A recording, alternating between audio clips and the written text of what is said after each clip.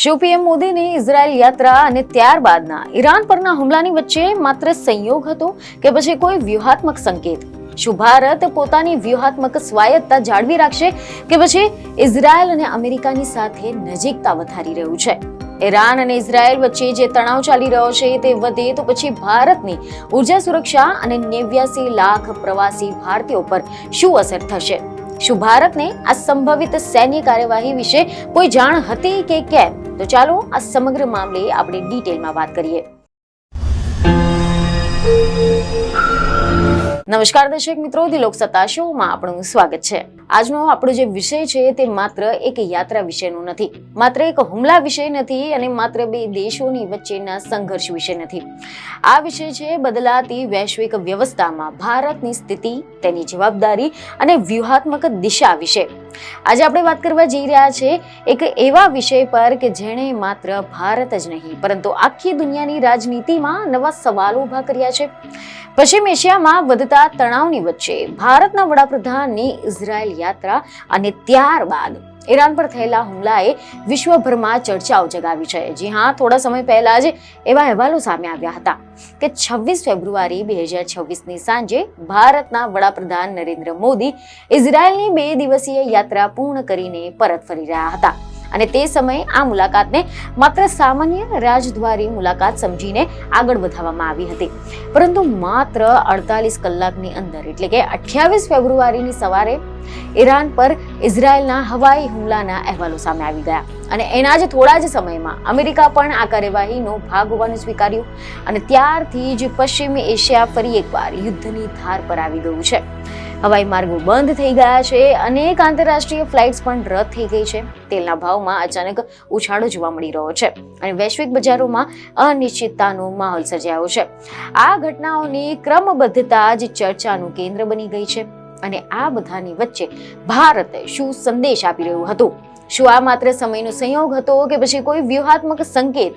શું ભારત એક નવા ભૂ રાજનૈતિક અધ્યાયમાં પ્રવેશી રહ્યું છે કે પછી તે પોતાની પરંપરાગત તટસ્થ નીતિને જ નવી રીતે વ્યક્ત કરી રહ્યું છે? શું ભારતને આ સંભવિત સૈન્ય કાર્યવાહી વિશે કોઈ જાણકારી હતી કે કેમ? અને સૌથી મહત્વનું કે દુનિયાએ આ મુલાકાતમાંથી શું સંદેશ લીધો? તો ચાલો આ સમગ્ર મામલે આપણે ડિટેલમાં જાણકારી મેળવીએ. તો આમ જોવા જઈએ તો પશ્ચિમ એશિયા ભારત માટે ભૌગોલિક રીતે ભલે દૂર હોય પરંતુ વ્યૂહાત્મક રીતે અત્યંત નજીક છે.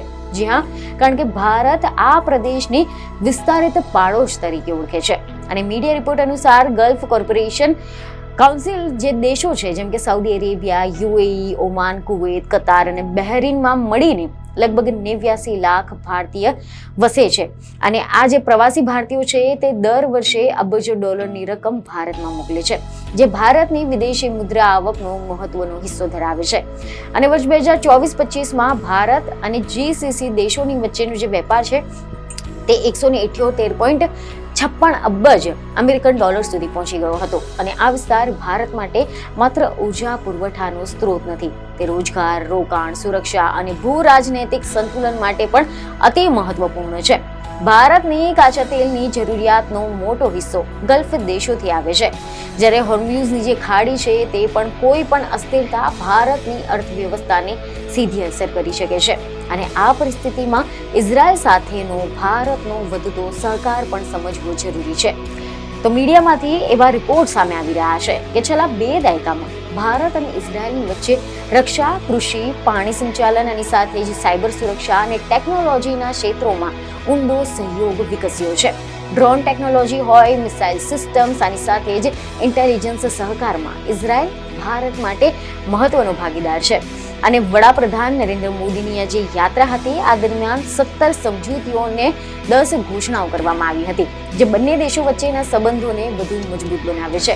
પરંતુ આ યાત્રાનો સમય ચર્ચાનો મુખ્ય મુદ્દો બન્યો છે, કારણ કે એવા અહેવાલો સામે આવી રહ્યા છે કે ઇઝરાયલના વડાપ્રધાને થોડા જ દિવસો પહેલા ષટકોણ જેવા ગઠબંધનનો ઉલ્લેખ કર્યો હતો, જેમાં ભારત, કેટલાક આરબ દેશો, આફ્રિકન દેશો અને ભૂમધ્ય સાગરના દેશોનો સમાવેશ કરવાની વાત કરી હતી. અને આ ગઠબંધનનો હેતુ મધ્ય પૂર્વમાં સમાન વિચારતા ધરાવતા દેશોને એકત્ર લાવીને કટ્ટરપંથી શક્તિઓની સામે એક મજબૂત મંચ ઉભો કરવાનો હતો.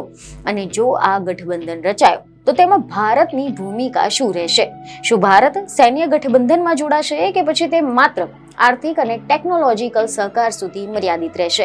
આ પ્રકારના કેટલાક પ્રશ્નો હાલ તો ઉઠી રહ્યા છે. જો કે ભારતની જે પરંપરાગત વિદેશ નીતિ છે, જે છે જૂથ, નિરપેક્ષતા અને વ્યૂહાત્મક સ્વાયત્તતા પર આધારિત રહી છે.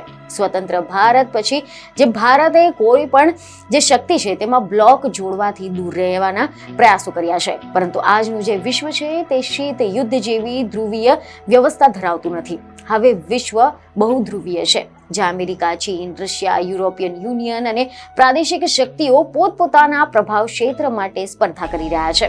અને આ પરિસ્થિતિમાં સંપૂર્ણ તટસ્થતા જાળવી રાખવી પણ મુશ્કેલ બની ગઈ છે. મીડિયામાંથી એવા અહેવાલો સામે આવી રહ્યા છે કે ઇઝરાયલમાં વડાપ્રધાન નરેન્દ્ર મોદીએ કહ્યું કે પશ્ચિમ એશિયામાં શાંતિ અને સ્થિરતા ભારતની સુરક્ષા સાથે સીધા સંકળાયેલા છે. અને તેમના આ નિવેદન ભારતની ચિંતાઓને સ્પષ્ટ કરી રહ્યું છે. પરંતુ જ્યારે ઈરાન પર હુમલો થયો ત્યારે વિશ્વના કેટલાક વિશ્લેષકોને લાગ્યું કે ભારતની મુલાકાત ઇઝરાયલ માટે રાજકીય રીતે અનુકૂળ સાબિત થઈ. જોકે ભારતે તરત જ સંવાદની નીતિ અપનાવી. વિદેશ મંત્રી ડોક્ટર એસ જયશંકરે ઇઝરાયલ અને ઈરાન બંનેની સાથે સંપર્ક કર્યો અને તેમના પગલા દર્શાવે છે કે ભારત ડી-હાઇફનેશન નીતિ અનુસરે છે, એટલે કે એક દેશ સાથેના સંબંધો બીજા દેશના સાથેના સંબંધોને અસર ન કરે. આ મુદ્દે મતભેદો સ્પષ્ટ છે, કારણ કે એવા અહેવાલો છે કે કેટલાક વિશ્લેષકોનું માનવું છે કે આ યાત્રાનો જે સમય છે તે વધુ સંવેદનશીલ હતો અને તેને ટાળી શકાય તેવું શક્ય હતું. વિરોધ પક્ષે પ્રશ્ન ઉઠાવ્યા છે કે ગાઝામાં ચાલી રહેલી હિંસા અને ઈરાનની સામે વધતા તણાવ આ મુલાકાત માટે યોગ્ય હતી કે નહીં.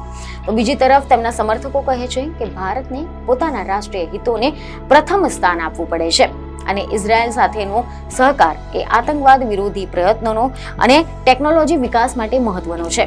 અને આ સમગ્ર પ્રકરણમાં ચીનનો પરિબળ પણ અવગણવો શક્ય નથી, કારણ કે છેલ્લા કેટલાય વર્ષોમાં ચીને આવા ગલ્ફ દેશોમાં મોટા ભાગે રોકાણ કર્યું છે. જેમ કે ચીનનો જે બેલ્ટ એન્ડ રોડ પ્રોજેક્ટ છે તે ગલ્ફ દેશોમાં મોટા રોકાણ લાવી રહ્યો છે. સાઉદી અરેબિયા અને ઈરાનની વચ્ચે થયેલા સમાધાનમાં ચીનની મધ્યસ્થીએ તેને પશ્ચિમ એશિયામાં નવી ભૂમિકા આપી છે. જો આરબ દેશો ચીન તરફ વધુ ઝૂકે તો પછી ભારત માટે સ્પર્ધા વધી શકે છે.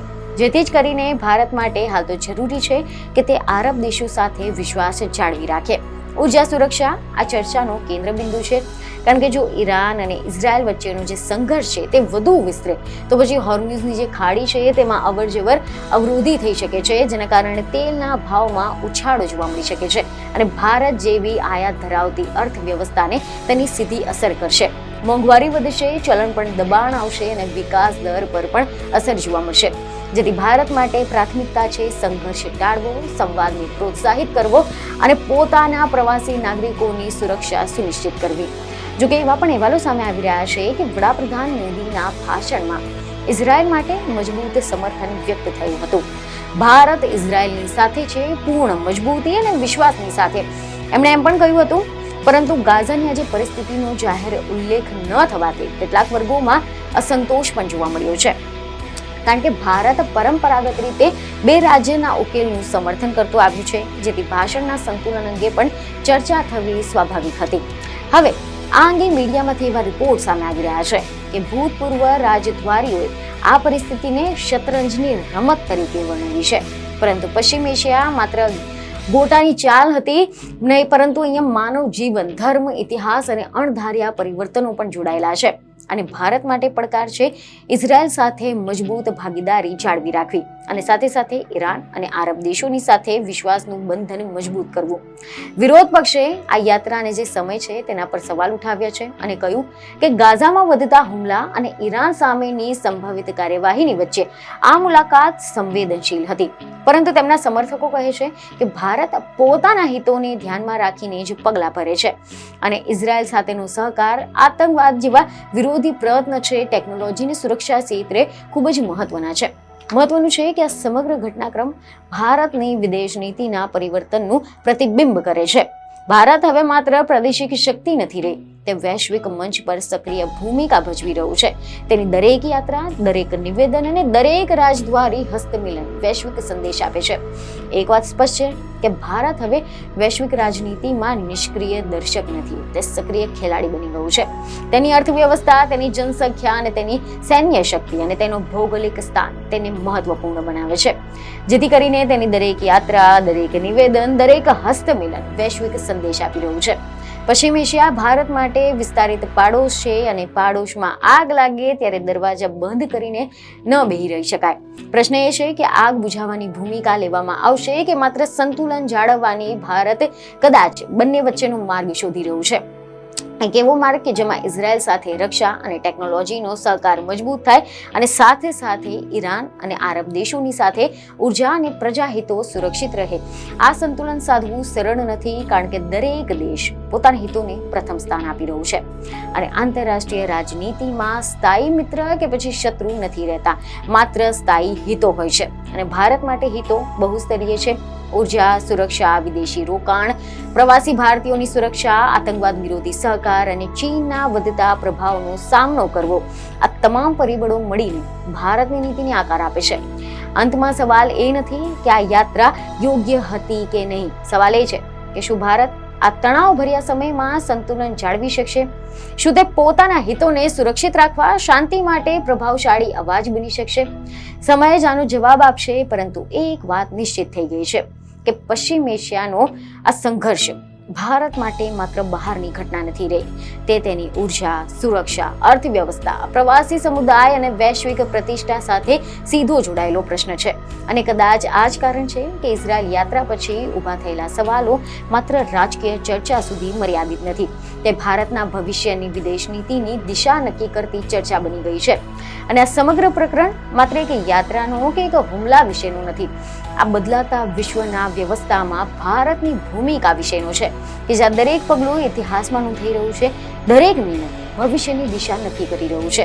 અને ભારત માટે પડકાર એ છે કે તે પોતાના મૂલ્યો અને હિતો વચ્ચે સંતુલન જાળવી રાખે અને વિશ્વને બતાવે કે તે માત્ર પ્રાદેશિક શક્તિ નહીં પરંતુ જવાબદાર વૈશ્વિક શક્તિ પણ છે.